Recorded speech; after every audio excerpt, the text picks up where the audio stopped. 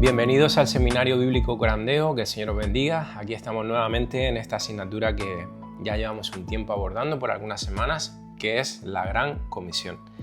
Y hoy llegamos a un punto álgido de la asignatura, llegamos al ecuador, digamos, de la asignatura, en donde vamos a ver qué es el verdadero y glorioso Evangelio. Como sabéis, la semana pasada estuvimos hablando de los falsos evangelios, los evangelios reducidos, que se dan incluso dentro de las iglesias evangélicas, y ciertamente pues estuvimos destapando a la luz de las Escrituras que todas esas cosas que se predican hoy en día en muchos lugares no son el evangelio bíblico, el verdadero evangelio. Y es cuanto menos sorprendente, hermanos, que esto sea así, que dentro de las iglesias evangélicas a nivel mundial no esté claro el fundamento y sea el mismo para todos. Y si no tenemos claro lo que es el evangelio, realmente no tenemos claro nada. No nos podemos incluso llamar evangélicos porque no estamos predicando el evangelio bíblico, el evangelio establecido por nuestro Señor Jesucristo y por sus apóstoles. Pero hoy vivimos en una sociedad totalmente antropocéntrica, en donde el hombre se ha elevado a ser el centro de todas las cosas, y eso tristemente se ha infiltrado dentro de la iglesia y en muchos círculos evangélicos ha afectado a su manera de entender el evangelio y a su manera de proclamarlo, convirtiéndose el evangelio en un evangelio antropocéntrico, que no es otra cosa que un falso evangelio, un engendro que no tiene nada que ver con el verdadero evangelio. Como alguien dijo una vez, muchas personas se llaman a sí mismos evangélicos sin derecho legítimo alguno, porque han abandonado el evangelio. Y esa es la cruda realidad que se da hoy dentro de la iglesia evangélica mundial. En el día de hoy, como digo, vamos a estar viendo qué es el verdadero y glorioso evangelio, y para ello nos vamos a apoyar en este material que veréis que voy a citar a lo largo de la clase en bastantes ocasiones, tanto en esta clase como en la siguiente, ya que para profundizar y ver qué es el verdadero evangelio no nos basta con la clase de hoy. Necesitamos una clase más y necesitaríamos más si profundizáramos mucho más, pero con estas dos clases creo que es suficiente para el propósito de lo que queremos ver en esta asignatura. Os lo recomiendo, es un libro cortito, tiene apenas unas 90 páginas, un poquito más. Es el autor Greg Gilbert y es un libro pequeñito, cortito, pero es muy profundo, muy práctico, de mucha bendición. De todas maneras, también os quiero recomendar un par de recursos más. Vamos a ponerlo de esta manera. Este es el hermano pequeñito. Aquí tenéis el Evangelio explicado para poder compartirlo con sencillez y también para regalarlo. Esto sirve para regalárselo a cualquier persona. Es un libro muy asequible y muy chiquitito, como veis. Me cabe en la palma de la mano. Escrito con esa intención para regalarlo. Y es de Paul Washer. El hermano mediano es el que acabo de presentaros, que es el que vamos a estar utilizando en la clase de hoy. Y por último, el hermano mayor, también escrito por Paul Washer. Aquí ya, como veis, la cosa está un poquito más gordita, es más extenso, pero esto es un tesoro, hermano. Esto es un tesoro. Este libro, El poder y el mensaje del Evangelio, es parte de una trilogía, de una serie de 3 libros que recomiendo porque son una joya. La serie se llama Recuperando el Evangelio y no tiene desperdicio alguno. Si quieres profundizar en el Evangelio y que el glorioso y precioso Evangelio de nuestro Señor Jesucristo cale hondo en lo profundo de tu corazón, hermano, lee este libro y reléelo porque te va a hacer vibrar, va a hacer que tu corazón se encienda en llamas por nuestro Señor Jesucristo y por ese amor mostrado y derramado en la cruz del Calvario por ti y por mí. Así que, habiendo dicho todo esto, con estos recursos recomendados, nos vamos ya a meter a la tarea. Vamos a ver, como he dicho en el día de hoy, lo que sí es el Evangelio.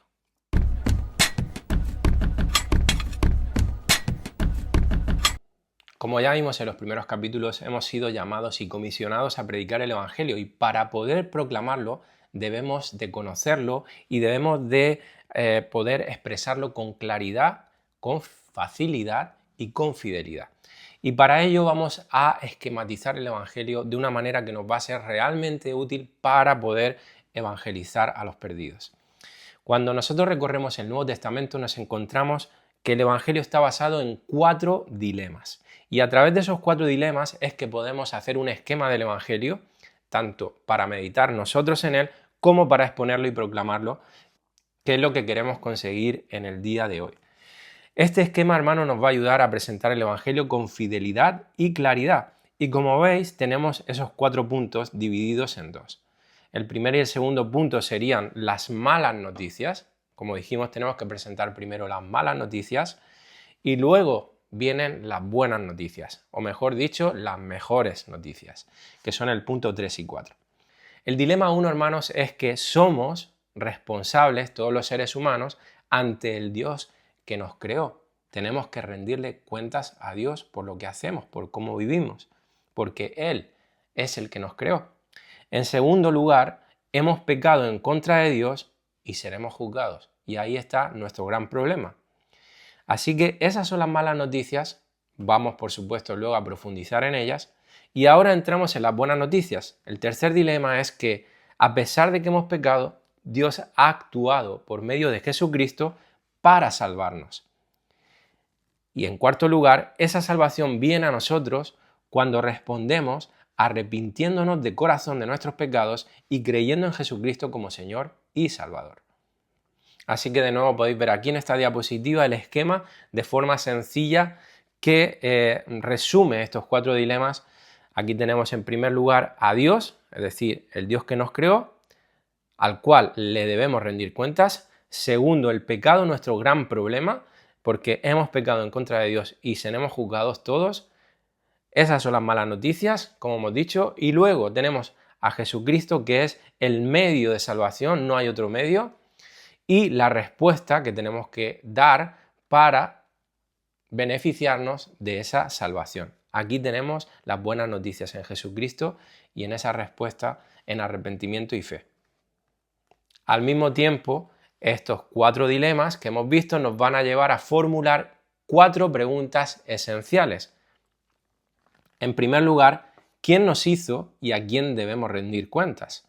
Segunda pregunta, ¿estamos en problemas y por qué? Tercera pregunta, ¿cuál es la solución de Dios al problema? Y cuarta pregunta, ¿cómo puedo hacer mía esa salvación? Bueno, quizá el texto donde mejor encontremos en las Escrituras este esquema, estos 4 dilemas, es Romanos capítulo 1 al 4. Y vamos a ver cómo Pablo desarrolla el pensamiento y cómo condensa el Evangelio en estos 4 capítulos. Vamos a verlo de una manera resumida y sencilla. Luego, por supuesto, profundizaremos en estos puntos con más detenimiento. En primer lugar, Pablo les dice a sus lectores que es a Dios a quien deben rendir cuentas.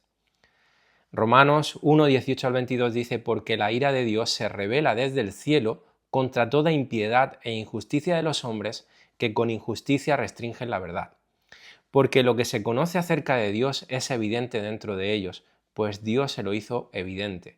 Porque desde la creación del mundo, sus atributos invisibles, su eterno poder y divinidad, se han visto con toda claridad, siendo entendidos por medio de lo creado, de manera que no tienen excusa, pues aunque conocían a Dios, no le honraron como a Dios, ni le dieron gracias, sino que se hicieron vanos en sus razonamientos, y su necio corazón fue entenebrecido.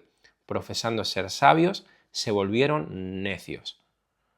El apóstol Pablo deja claro en estos versículos que la humanidad no tiene excusas con respecto a la existencia de Dios. Aquellos que se dicen hoy en día ateos, en realidad es por el endurecimiento de su corazón, pero en el fondo todo ser humano sabe que hay un Dios. Y aquí Pablo nuevamente nos deja claro que el ser humano no solamente no tiene excusas, sino que además es culpable. Culpable de rechazar a Dios, culpable de rebelarse contra Dios.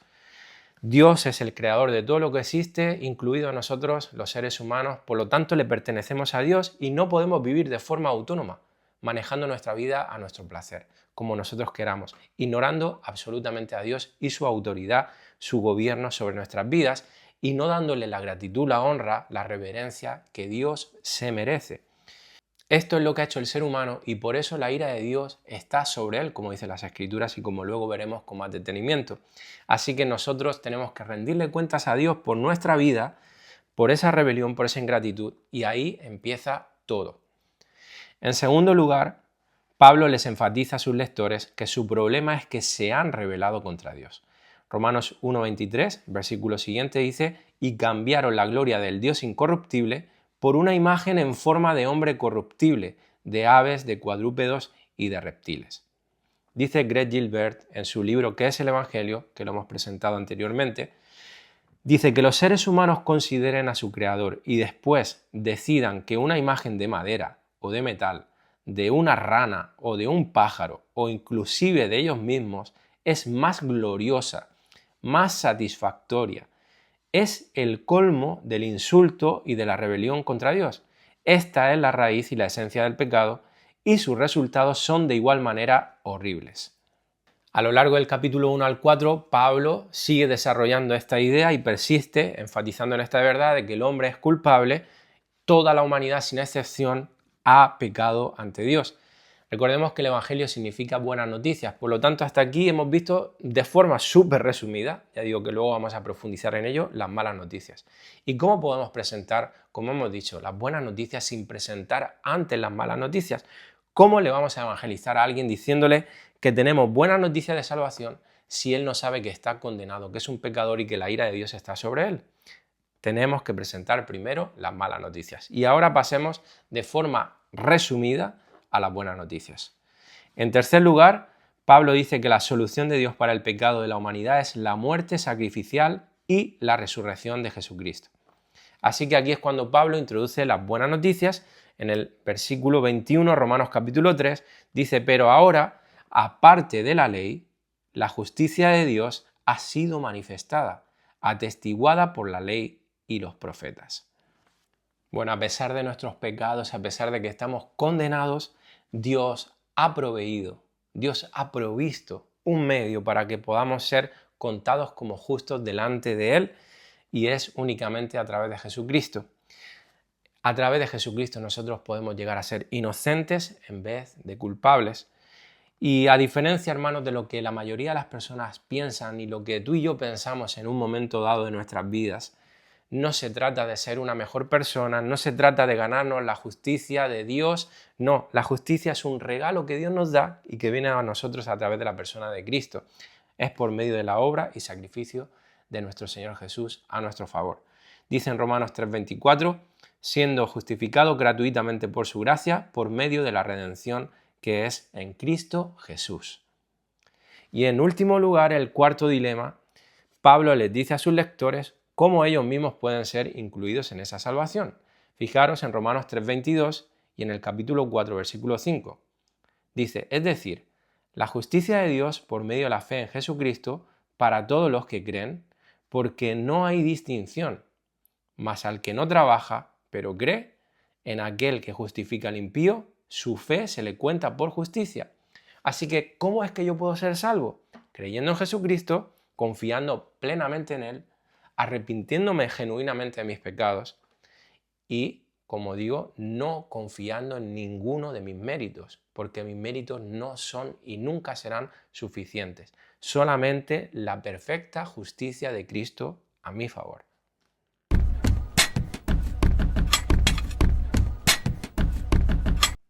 Bueno, llegado a este punto, a estas alturas, muchos quizás dirán, en ese evangelismo que has presentado, Josué, esos 4 dilemas, falta el testimonio, mi testimonio personal. ¿Cuándo lo presento? Sin mi testimonio está esto como que le falta una pata, ¿no? Bueno, hermanos, no es así. Muchos cristianos evangélicos no conciben evangelizar sin presentar su testimonio personal. Pero no es necesario, no es indispensable, hermanos. De hecho, nuestro testimonio no es el evangelio. Puede allanar el camino, puede ser un pre-evangelismo, puede facilitar la presentación del evangelio, por supuesto que sí, puede ser una herramienta increíblemente útil. Gloria a Dios por ello, por nuestro testimonio. Pero nuestro testimonio, hermanos, no es el evangelio, es una aplicación del evangelio. Son dos cosas muy diferentes. Me gusta lo que expresa en un artículo R.C. Sproul al respecto, y aunque es un poquito largo, entre comillas, no es demasiado largo, pero es un párrafo un poco extenso, me gustaría leerlo porque nos trae mucha claridad con respecto a esto. Dice, algunas veces decimos, tuve la oportunidad de testificar el otro día. Lo que quiere decir esta persona es que compartí el evangelio con alguien. Tendemos a usar los términos evangelismo y testificar de manera intercambiable, pero no son sinónimos. Cuando apunto a la persona y obra de Cristo, estoy dando testimonio de Cristo, pero eso no es lo mismo que predicar el evangelio. Dice R.C., Hace más de 30 años aprendí una técnica de evangelismo enseñada por Evangelismo Explosivo y entrené a más de 250 personas en ese programa y los guié en actividades evangelísticas en Ohio. Uno de los aspectos más finos de ese programa es que toda persona que lo toma debe escribir y memorizar su testimonio. Tu testimonio es la historia de cómo te convertiste en cristiano. Creo que es muy importante que los cristianos sean capaces de articular a otras personas cómo y por qué se convirtieron en creyentes. Yo también creo que es bastante importante. Todos deberíamos tener un testimonio preparado y deberíamos estar dispuestos a compartirlo en cualquier momento, por el hecho de que puede ser útil, como digo. Pero sigue diciendo, pero no debemos confundir nuestro testimonio personal con el Evangelio. Compartir nuestro testimonio personal no es evangelismo, es simplemente pre-evangelismo, una preparación para el evangelismo. Nuestro testimonio pudiera ser o no ser significativo o útil para aquellos con quienes hablamos. Hay muchas personas que pueden identificarse con mi historia. Dicen, sí, sé de lo que habla porque yo también viví así. Pero no todos pueden identificarse con mi historia. De todas maneras, el Evangelio no es lo que me pasó a mí. Dios no promete que usará mi historia como su poder para salvación. El Evangelio no se trata de mí, el Evangelio se trata de Jesús. Es la proclamación de la persona y obra de Cristo y cómo una persona puede apropiarse de los beneficios de la obra de Cristo por la fe sola. Hermanos, uno de los peligros de poner demasiado énfasis en nuestro testimonio personal es que podemos correr el riesgo de jactarnos, de caer en la jactancia personal de lo que éramos antes y lo que somos ahora. Pareciera que cuanto más desastrosa fuese la vida de alguien, mejor, más impactante. A la hora de presentar el Evangelio, escogemos a esa persona que era un delincuente, un mafioso, un asesino, y parece que eso va a golpear con más fuerza en el corazón del oyente. Y la persona que cuenta su testimonio puede incluso jactarse sin darse cuenta, porque nuestro corazón nos engaña, de lo que él fue. Hay personas que parecieran, de hecho, estar deseando contar su testimonio de su vida pasada porque en el fondo se jactan de haber sido así. En cambio, la persona, hermanos, que lamenta y se avergüenza de su pasado tan vil, tan pecador, pues es comedida a la hora de contarlo y en raras ocasiones incluso lo manifiesta, solamente cuando él cree que es el momento oportuno. Así que mucho cuidado con esto, hermanos, porque podemos estar jactándonos de nuestro testimonio, de nuestra vida pasada. Tenemos que hacérnoslo ver. Hermanos, nosotros hemos sido llamados a proclamar el Evangelio con nuestro testimonio o sin nuestro testimonio. Como digo, no es indispensable, puede ser muy útil, puede ser un punto de partida para presentar el Evangelio, por supuesto que sí, pero recalco y para cerrar este punto digo, hermanos, si damos nuestro testimonio personal y no proclamamos los 4 dilemas que hemos mencionado al principio de esta clase, no hemos predicado el Evangelio en absoluto. No hemos testificado. Sí hemos testificado nuestro testimonio, pero no hemos testificado de Cristo. Es decir, no hemos presentado el Evangelio. Así que, hermanos, habiendo dicho esto y habiendo visto los 4 dilemas fundamentales de forma muy resumida, ahora vamos a entrar de lleno uno por uno en cada uno de ellos para profundizar, para poder expresar el Evangelio con claridad y con fidelidad.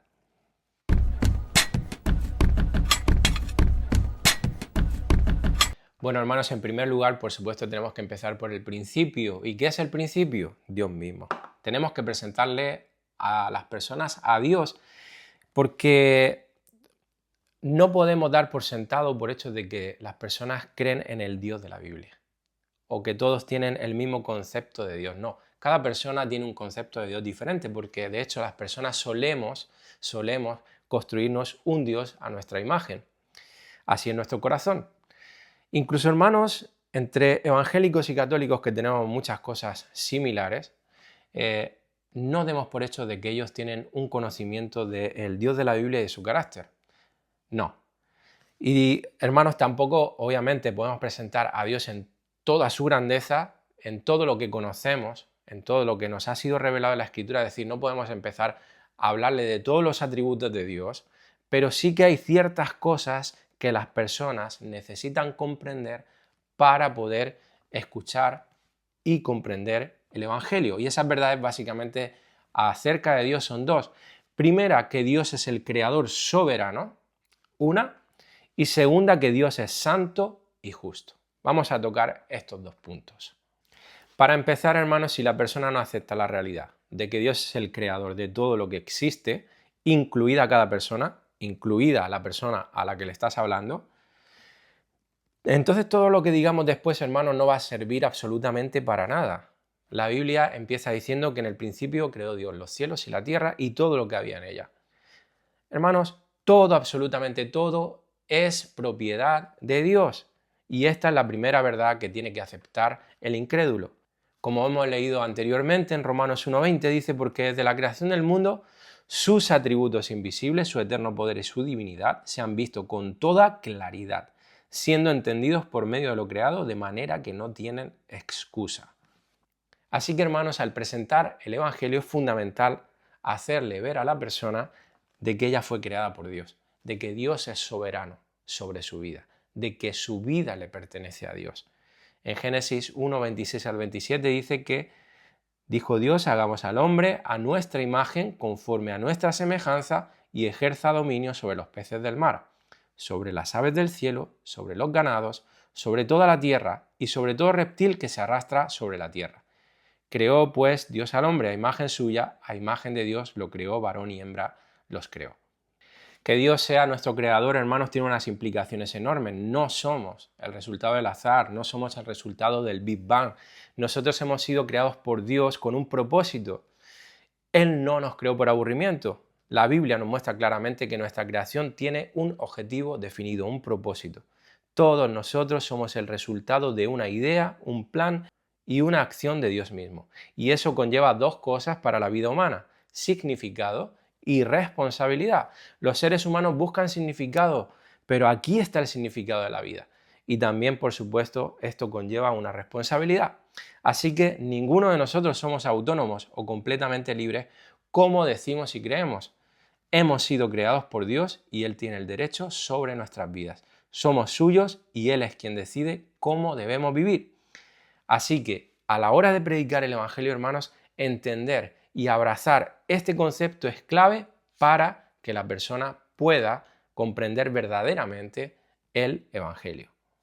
Por supuesto, somos libres en el sentido más grande que cualquier otra criatura puede ser libre, es decir, tomamos decisiones voluntarias, decisiones reales que tienen efectos, que tienen consecuencias, pero al mismo tiempo el ser humano no es libre de Dios en el sentido de que tenemos que rendirle cuentas a Él. Él es nuestro propietario, Él es nuestro creador, Él es el soberano. Nosotros le pertenecemos a Él. Así que cuando presentemos el Evangelio dejemos claro lo que significa que Dios es soberano. Cuando hablamos de que Dios es soberano, estamos diciendo que Él tiene el absoluto y total gobierno y control sobre todas las cosas, incluido el ser humano. Dios es el ser supremo que no le responde a nadie, pero las criaturas sí que tienen que responderle a Él. Tiene que rendirle cuentas porque Él tiene el derecho absoluto de hacer con su creación lo que Él disponga, lo que Él quiera. Dice en Santiago 4, versículos 13 al 15, en la Nueva Traducción Viviente: presten atención, ustedes que dicen hoy o mañana iremos a tal o cual ciudad y nos quedaremos un año, haremos negocios allí y ganaremos dinero. ¿Cómo saben qué será de su vida el día de mañana? La vida de ustedes es como la neblina del amanecer. Aparece un rato y luego se esfuma. Lo que deberían decir es: si el Señor quiere, viviremos y haremos esto o aquello. Y por supuesto las reglas de Dios, lo que Dios exige del ser humano, esas normas que Dios nos ha dejado y mandamientos y preceptos en su palabra, en la Biblia, es para nuestro bien, no han sido arbitrarias, no es de un Dios que juega y que hace las cosas sin sentido o al azar, no, es un Dios bueno, es un Dios que desea lo mejor para su creación y dentro de esos límites que Dios establece está la verdadera felicidad, libertad y bienestar del ser humano.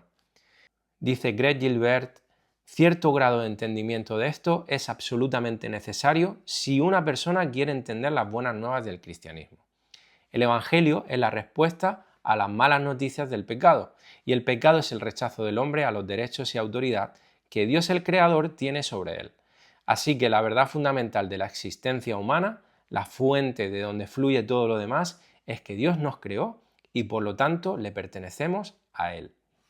Bueno, hemos dicho que la segunda cosa que las personas necesitan saber acerca de Dios es que Él es santo y justo, ¿verdad? La mayoría de las personas están de acuerdo en que Dios es un Dios de amor, un Dios de bondad, pero fijaros cómo Moisés, cuando le pide a Dios que le muestre su gloria y le dijera su nombre, lo que Dios le dijo en Éxodo capítulo 34, versículos 6 al 7. Dice que pasó el Señor por delante de él, de Moisés, y proclamó: el Señor, Dios compasivo y clemente, lento para la ira y abundante en misericordia y fidelidad, el que guarda misericordia a millares, el que perdona la iniquidad, la transgresión y el pecado. Pero fijaros lo que dice ahora: y que no tendrá por inocente al culpable. Esto es clave, hermanos. El que castiga la iniquidad de los padres sobre los hijos y sobre los hijos de los hijos hasta la tercera y cuarta generación. Y hago aquí un pequeño inciso ya que ha salido este versículo a la palestra, porque aunque no tiene que ver con evangelismo, es algo muy interesante y me venía a la mente estos días porque hablando con una persona me hablaba de alguien que le comentaba acerca de las maldiciones generacionales que supuestamente las escrituras pues se enseñan, ¿no? Con textos como este, pero son textos que se malinterpretan. Realmente no heredamos maldiciones de nuestros padres. Aquí no está hablando de que la tercera y la cuarta generación está heredando una maldición y que por eso Dios va a castigarlos, sino que las consecuencias del pecado de los padres muchas veces se extienden a esa tercera o cuarta generación. No tiene nada que ver con que han recibido una maldición sobre ellos que se traspasa en la sangre, digamos, hacia sus hijos, hacia sus nietos y hacia sus bisnietos. No tiene absolutamente nada que ver. Dejo eso ahí, volviendo al tema del evangelismo. Hermanos, es grandioso cómo aquí el Señor se presenta. Vemos que es un Dios perdonador, un Dios lleno de misericordia, y abundante en misericordia y fidelidad. Es un Dios precioso, lleno de amor, lleno de compasión, pero, es un Dios justo, es un Dios santo. No puede, dice, no tendrá por inocente al culpable. Es decir, de ningún modo Él puede ser injusto. Así que muchos tienen un concepto de Dios como el de un barrendero que coge y mete el polvo debajo de la alfombra de la entrada de la casa. Es decir, ve la maldad de la tierra, Dios la ignora, la pasa por alto, la esconde, porque es un Dios amoroso y bonachón. No, hermanos, ese no es el Dios de las Escrituras, ese no es el Dios bíblico. El Dios de las Escrituras es lleno de amor y misericordia, pero es un Dios justo. Nosotros sabemos que esa sentencia que da aquí el versículo de que no tendrá por inocente al culpable se resuelve, por supuesto, en la muerte de nuestro Señor Jesús, en donde se muestra su amor y su justicia, las dos cosas. Pero antes de que lleguemos allí, tenemos que hacerle ver a la persona que le estamos predicando el Evangelio que el amor de Dios no excluye su justicia, y si Dios no castigara la maldad del culpable, no sería un Dios justo y santo, no sería un Dios digno de confianza. El Salmo 33:5 dice que Él, el Señor, ama la justicia y el derecho, el juicio. Y en el Salmo 89:14 dice que la justicia y el derecho son el fundamento de su trono. Nuevamente dice Greg Gilbert en este libro de ¿Qué es el Evangelio? La idea de un Dios injusto y sin juicio lo convierte en un Dios que simplemente esconde el pecado o inclusive se esconde él del pecado, en lugar de confrontarlo y destruirlo. Lo convierte en un cobarde moral. ¿Y quién quiere un Dios así? Siempre es interesante observar lo que sucede cuando la gente que insiste que Dios nunca lo juzgará por sus pecados se enfrenta con un mal innegable. Confrontados por un mal horroroso, entonces quieren al Dios de justicia y lo quieren ya. Quieren que Dios pase por alto sus pecados, pero no el de los terroristas, por ejemplo. Perdóname, dicen ellos, pero no te atrevas a perdonarlo a él. ¿Te das cuenta? Nadie quiere a un Dios que rehúse lidiar con el mal. La gente solo busca a un Dios que rehúse lidiar con su propio mal. Pero la Escritura, hermano, nos dice claramente que Dios no puede pasar por alto el mal o el pecado. Habacuc 1:13 dice: pero tú, Señor, eres puro y no soportas ver la maldad. ¿Serás indiferente ante la traición de ellos? Por supuesto que no. Y gloria a Dios porque tenemos a un Dios que no es indiferente contra el mal y contra el pecado. Es un Dios lleno de santidad y de justicia. Así que, hermanos, no podemos vender la idea de un Dios amoroso, divorciado de su soberanía, divorciado de la santidad, divorciado de la justicia, porque si hacemos esto le estamos haciendo un gran mal a la gente. Como veíamos en el capítulo anterior, en la clase número 5, estaremos predicando un falso evangelio o un evangelio reducido, un evangelio que no salva, un evangelio que no es bíblico, un evangelio adulterado que se convierte en un engendro, hermanos, porque no está presentando al verdadero Dios. Así que, hermanos, esto es indispensable para poder presentar el evangelio, hermanos, y esto nos lleva a las malas noticias.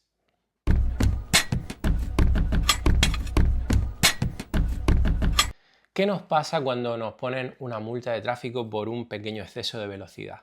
Pues realmente nos fastidia y hasta a veces nos irrita y lo consideramos injusto porque ha sido por unos pocos kilómetros. A lo mejor la señal marcaba 60 y nosotros pasamos a 65 y aún así la multa nos cae. Y nos sentimos irritados, nos enfadamos, no le damos la importancia de haber vulnerado esa norma de tráfico. Bueno, pues de la misma manera nos pasa con los pecados. Generalmente con muchos pecados nos pasa lo mismo que con las multas de tráfico. Es decir, nos supone una irritación, entendemos que es injusto, que no tiene importancia y no valoramos realmente lo que es el pecado y lo que supone para Dios el pecado, aún el más pequeño de los pecados, porque, hermanos, pecar es un claro rechazo, todo tipo de pecado, hasta el más pequeño de los pecados, es un claro rechazo a Dios mismo. Es repudiar su trono, sus leyes, sus normas, sus mandamientos, su autoridad. Estamos pecando directamente contra la persona de Dios. En pocas palabras, es una rebelión de las criaturas en contra de su Creador. Leemos un párrafo del libro que es el Evangelio de Greg Gilbert. Dice: en el jardín del Edén, Dios le dio autoridad a Adán y a Eva para ejercer dominio sobre la tierra. Era una autoridad delegada. El árbol del conocimiento del bien y el mal que Dios había plantado en el centro del jardín era un fuerte recordatorio de esto. Cuando Adán y Eva vieran el árbol y miraran su fruto, debían recordar que su autoridad estaba limitada, debían recordar que eran criaturas y que aún sus propias vidas dependían de Dios. Ellos tan solo eran mayordomos. Él, Dios, era el rey. Entonces, cuando Adán y Eva comieron del fruto, no solo estaban violando un mandamiento arbitrario, no comas del fruto, ese era el mandamiento. No, ellos estaban haciendo algo más triste y más serio. Estaban rechazando la autoridad de Dios sobre ellos y estaban declarando su independencia de Él. Adán y Eva querían ser lo que la serpiente les había prometido, es decir, ser igual a Dios. Así que ambos se aferraron a lo que pensaban que era una oportunidad de deshacerse de la vicerrectoría y tomar la corona. En todo el universo solo había una cosa que Dios no había puesto debajo de los pies de Adán, y era Él mismo. Dios mismo nos había puesto por debajo de Adán. Y aún así, Adán decidió que esto no era lo suficientemente bueno para él, así que se rebeló. Ellos sabían claramente las consecuencias que traería la desobediencia, porque Dios les dijo que si comían del fruto morirían y serían expulsados de la presencia de Dios y se convertirían en sus enemigos.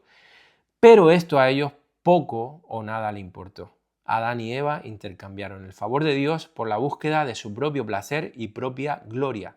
Deliberadamente violaron los mandatos de Dios, rompieron su relación con Él y lo rechazaron como su Señor legítimo. Esto es el pecado. Por supuesto que las consecuencias de Dios se cumplieron. Dios se lo advirtió. Esto iba a tener unas consecuencias de dimensiones catastróficas. Ellos no murieron inmediatamente, aunque sí a su debido tiempo, pero murieron inmediatamente de forma espiritual. Su comunión con Dios quedó cancelada. A partir de ahora ellos se constituyeron en enemigos de Dios. Esa comunión se rompió por causa de su pecado.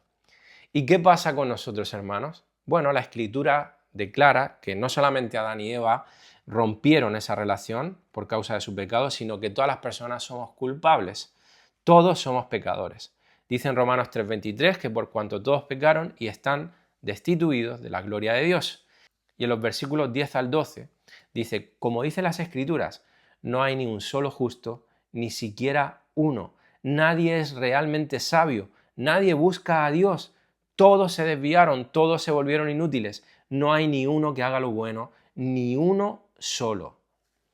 Hermanos, ese pecado de nuestros padres, Adán y Eva, pasó de un hombre a otro. Y llegó hasta nosotros, así que cada una de las personas que nacen en este planeta Tierra nacen con una naturaleza pecaminosa, con un pecado que va dentro de nosotros, y por eso cada uno de los seres enfrentamos la realidad de la muerte, antes o después, un día de nuestras vidas. Hermanos, esto es así para absolutamente todos los seres humanos. Y me gustaría hablar de algunos pensamientos confusos acerca del pecado que tienen las personas. Es muy común en nuestros días presentar el Evangelio diciendo que Dios quiere quitar el vacío que hay en tu corazón, en nuestro corazón, porque muchas personas experimentan precisamente esa vaciedad, ese vacío, esa falta de sentido, esa falta de identidad, de propósito, satisfacción, contentamiento en esta vida. Por supuesto, esto está en el corazón de las personas que no conocen a Dios, porque son algunos de los síntomas de no tener a Dios, son los síntomas del pecado en una vida, de estar muerto espiritualmente. Pero ese no es nuestro verdadero problema. Nuestro verdadero problema no es el vacío. Es nuestro pecado el problema. Así que hablar del vacío como nuestro problema principal es una incorrecta forma de presentar el Evangelio, porque nuestro problema, repito, es el pecado. Tú y yo hemos pecado y somos criminales injustos que merecen el castigo de Dios. Ese es nuestro verdadero problema. Pero por otro lado, hermanos, hay otro pensamiento confuso acerca del pecado, acerca del gran problema del ser humano. Podemos malinterpretar lo que significa que nuestra relación con Dios se ha roto por causa del pecado. Y dice aquí Greg Gilbert nuevamente en el libro ¿Qué es el Evangelio? Muchos cristianos hablan de pecado como si fuera un pequeño disgusto entre Dios y el hombre, y que lo que se necesita es que nosotros simplemente nos disculpemos y aceptemos el perdón de Dios. Sin embargo, esa imagen del pecado como si fuera una discrepancia entre dos enamorados distorsiona la relación real que tenemos con Dios. Esa imagen comunica que no hay quebrantamiento de la ley, ni violación de la justicia, ni castigo justo, ni juicio santo, y por ende tampoco hay necesidad de que un sustituto cargara con el juicio. La enseñanza bíblica es que el pecado sí es un rompimiento de una relación con Dios, pero esa relación rota consiste en un rechazo de su majestad real. No es solo adulterio, aunque lo es, también es rebelión. No es solo deslealtad, también es traición. Si reducimos el pecado a un mero rompimiento de una relación, en lugar de entenderlo como una rebelión traicionera de un súbdito amado en contra de su rey, justo y bueno, nunca entenderemos por qué la muerte del Hijo de Dios era requerida para enmendarlo. Por cierto, hermanos, otra cosa muy importante a tener en cuenta es que hay una gran diferencia entre pensar de nosotros como culpables de pecados, en plural, en vez de culpable de pecado. ¿Por qué? Porque todos al final podemos reconocer que hemos hecho cosas que no están bien, que hemos cometido algunos pecados, pero el asunto, hermanos, no queda en que hemos cometido algunos pecados. El problema es que el pecado está en el núcleo de nuestros corazones y de ahí es que sale. El pecado no solo está sobre nosotros, sino que está en nosotros y es de nosotros. Y eso es vital y fundamental que lo entendamos, por supuesto, nosotros y que se lo podamos enseñar a la persona para que entienda la realidad de su situación, de su problema. Mateo 15, 19 dice, porque del corazón es que salen los malos pensamientos, los homicidios, los adulterios, las fornicaciones, los hurtos, los falsos testimonios, las blasfemias. Es decir, hermanos, sale de dentro de nosotros y la persona tiene que entender de que es de ahí, de dentro suya, que sale el pecado. No echar balones fuera, no echarle la culpa a nadie, no poner excusas por sus pecados. Dentro de su corazón está el pecado y de ahí es que salen. Así que, hermanos, estas malas noticias son que hay un juicio de Dios contra el pecado. En Romanos 3 nos encontramos el veredicto acerca de toda la humanidad, en el que se nos indica que todos estamos en pecado y que somos injustos delante de Dios y que este juicio conlleva la muerte. Vamos a leerlo en Romanos 3, 19, 20 y 23 en la versión Nueva Traducción Viviente. Obviamente la ley se aplica a quienes fue entregada, porque su propósito es evitar que la gente tenga excusas y demostrar que todo el mundo es culpable delante de Dios, pues nadie llegará jamás a ser justo ante Dios por hacer lo que la ley manda. La ley sencillamente nos muestra los pecadores que somos, pues todos hemos pecado. Nadie puede alcanzar la meta gloriosa establecida por Dios. Dicho coloquialmente, hermanos, no se libra absolutamente nadie. Todos hemos pecado, todos somos culpables y todos estamos bajo el justo juicio de Dios, de ese Dios santo y justo, y ese juicio es la muerte. Y la Biblia claramente habla de cuál es ese juicio, y ese juicio es llamado infierno, un lugar de tormento, el castigo eterno.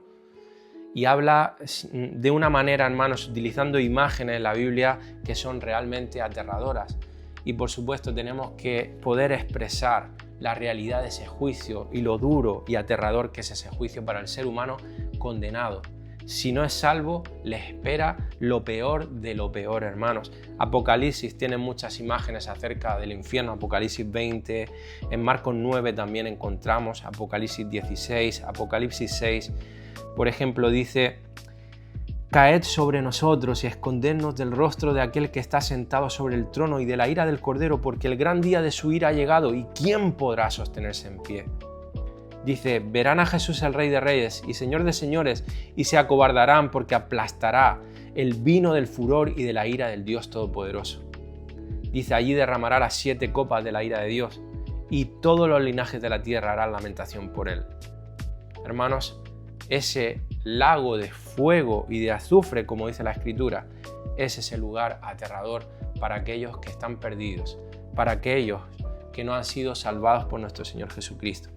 Prediquemos el Evangelio teniendo esto en cuenta, hermanos, por supuesto, y manifestemos la realidad de ese juicio si no se arrepienten y creen en el Señor Jesucristo.